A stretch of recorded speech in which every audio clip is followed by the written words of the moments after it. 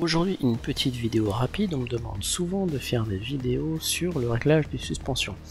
Donc on va voir tout de suite un petit réglage qui permet d'adapter la suspension en fonction d'une piste qui va glisser ou une piste qui va gripper.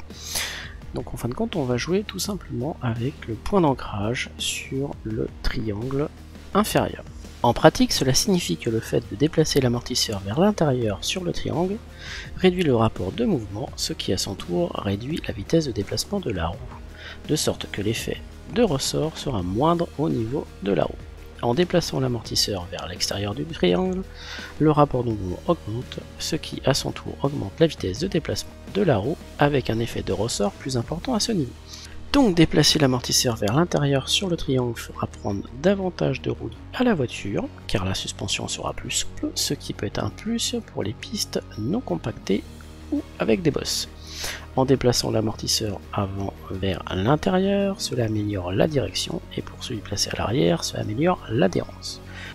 Principalement, ce qu'il faut retenir, c'est que si vous avez une piste qui glisse ou une piste humide, le mieux est d'ancrer les amortisseurs à l'intérieur du triangle, et si vous avez une piste à forte accroche ou une piste qui grippe énormément, déplacer l'amortisseur vers l'extérieur du triangle, ça sera bénéfique.